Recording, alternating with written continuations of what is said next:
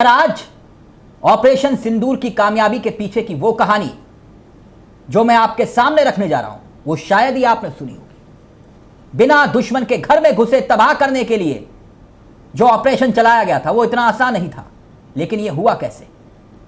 क्योंकि ऑपरेशन सिंदूर की प्लानिंग तो हो चुकी थी, मगर ये प्लान एग्जीक्यूट कैसे किया गया, कैसे उसे इंप्लीमेंट किया गया, और उससे भी बड़ा सवाल ये कि वो किया किसने? वो कौन से फाइटर जेट यानी वो कौन से जंगी जहाज थे जिन्होंने ऐसे कारनामे को अंजाम दे दिया? पाकिस्तान दशकों तक याद रखेगा, दशकों तक। कुल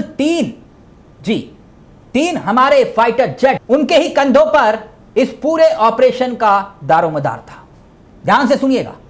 पहला नंबर आता है राफेल का। राफेल दुनिया के सबसे खतरनाक फाइटर जेट में से एक है। उसकी वजह यह है कि एक साथ 200 दुश्मन अगर एक साथ घेर लेते हैं तो उनको भी चीर कर निकलने की ताकत इस राफेल में है।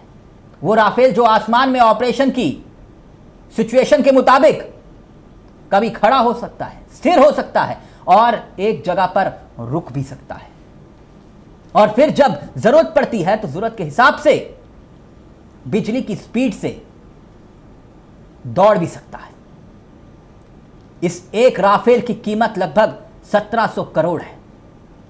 जी, 1700 करोड़ एक राफेल की कीमत, और इसे हमने फ्रांस से खरीदा 36 राफेल, और यह डील हुई थी कुल मिलाकर 59,000 करोड़ की, 59,000 करोड़।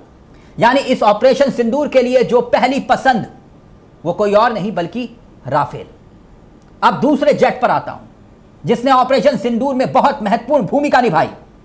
राफेल के बाद सुखोई। मैं जिक्र कर रहा हूं सुखोई का। बिजली की रफ्तार से काम करता है, और सुखोई की सबसे खास बात यह कि डिफेंस इसका बहुत शानदार और सटीक होता है। डिफेंस का बहुत महत्वपूर्ण रोल रहा इस पूरे ऑपरेशन में। फुटबॉल की भाषा में समझाऊं तो डिफेंडर होता है।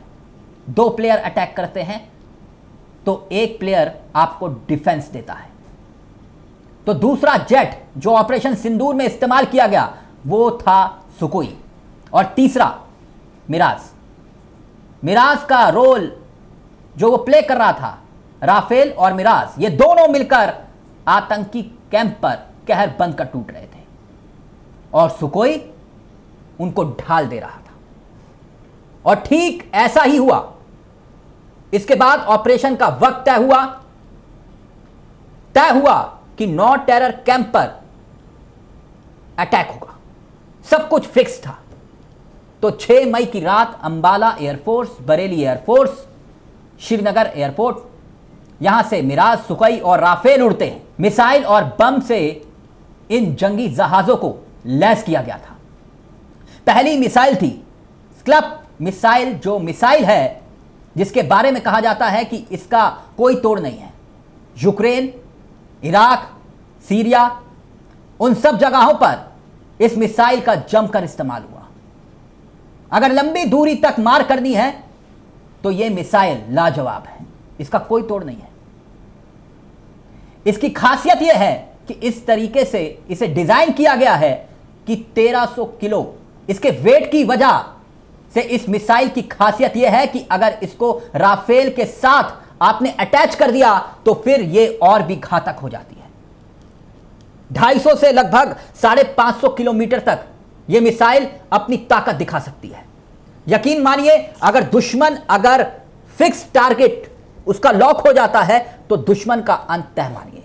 दूसरा था हैमर मिसाइल, जिसे ऑपरेशन सिंदूर में हमले के लिए इस्तेमाल किया गया।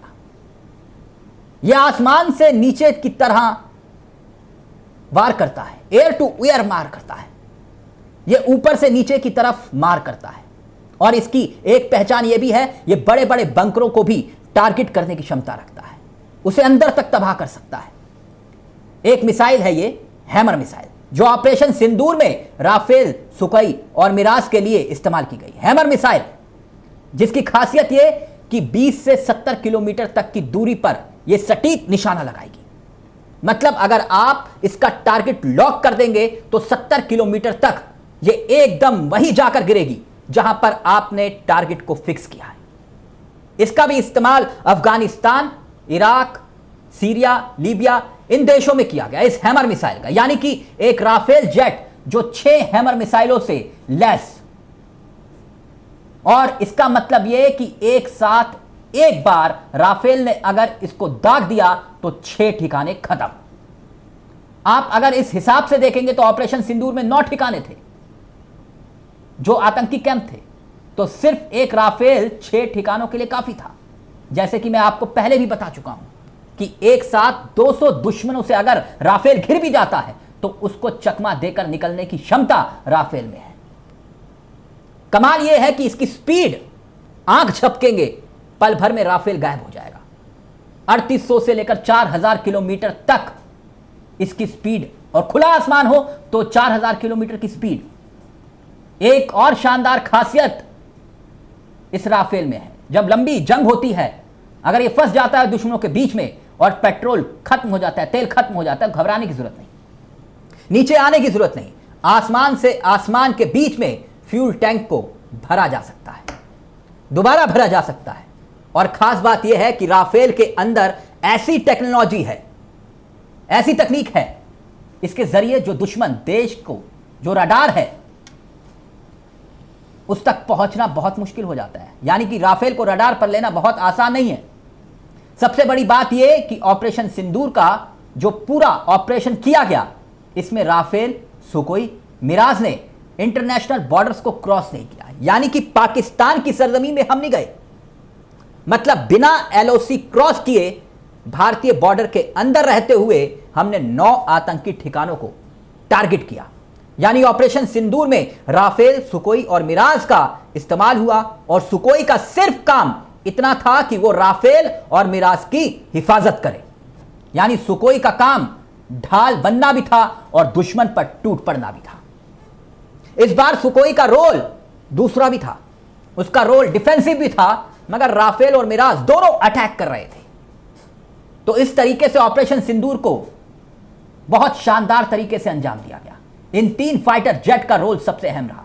इसके साथ साथ एक और खास बात थी, हमारा मेड इन इंडिया ड्रोन बहुत बड़ा रोल प्ले किया। मगर सवाल यह कि भारत का मुकाबला करने के लिए पाकिस्तान के पास क्या था? जानते हैं क्या? 2 फाइटर जेट। उसके पास इतराने के लिए 2 फाइटर जेट है, पहला F-16 और दूसरा JF-17। अब F-16 के बारे में आप जान लीजिए, यह बहुत शानदार लड़ाकू प्लेन है, इसमें कोई दो राय नहीं। लेकिन इसकी हकीकत यह है कि यह पाकिस्तान के पास जो है वो दूसरों के रहमो करम पर पलने वाले पाकिस्तान को किसी और ने नहीं, बल्कि F-16 अमेरिका से ही मिला। अमेरिका से खरीदा, लेकिन अमेरिका ने इस शर्त पर F-16 पाकिस्तान को दिया कि आप इसका इस्तेमाल सिर्फ और सिर्फ टेरर यानी आतंकवाद के लिए करेंगे, उसके खात्मे के लिए F-16 का इस्तेमाल करेंगे। इसी शर्त पर अमेरिका ने पाकिस्तान को दिया। आप पड़ोसी देशों पर, इंडिया पर इस पर इस्तेमाल नहीं करेंगे। मगर बालाकोट के दौरान याद कीजिए, पाकिस्तान ने F-16 का इस्तेमाल किया और बाद में पूरी दुनिया से झूठ बोला, हमने ऐसा नहीं किया। जब सबूत सामने आए तब पाकिस्तान फिर से बेनकाब हुआ। अमेरिका ने बुरी तरह से लताड़ा, मगर पाकिस्तान है, फितरत यह है, सुधरता नहीं। आतंकवाद के खिलाफ कभी F-16 का इस्तेमाल किया कैसे जाए? आतंकवाद तो खुद पाकिस्तान की गोद में पल रहा है, तो आतंकवाद के खिलाफ F-16 कहां यूज होगा खुद सोच सकते हैं। और दूसरी बात, जिस जेट का मैंने जिक्र किया वो था JF-17। ये मेड इन चाइना है। मेड इन चाइना आप समझ सकते हैं कितना कमाल का हो सकता है। मेड इन चाइना कितना वफादार होगा इसके बारे में मैं ज़्यादा नहीं बोलूँगा।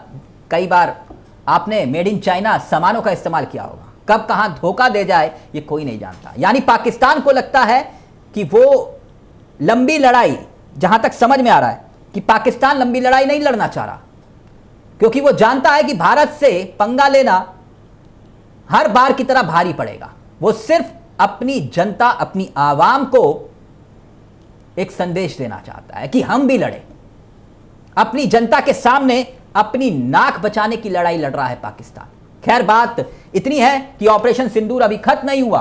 पाकिस्तान की तरफ से हमले की कोशिश लगातार जारी है, बार बार लगातार, मगर इधर से जवाब दिया भी जा रहा है, बार बार लगातार। हिंदुस्तान है। फिलहाल इस टेंशन के माहौल में जो भी अपडेट होगा हम आप तक जरूर पहुंचाएंगे। लेकिन आपसे एक गुजारिश है कि अगर आपने इस चैनल को सब्सक्राइब नहीं किया है तो प्लीज सब्सक्राइब कर लीजिएगा इस तरह की खबर, क्योंकि जो खबर के पीछे की खबर है वो हम आप तक पहुंचाते हैं। मुझे दीजिए इजाजत। नमस्कार, जय हिंद, जय भारत।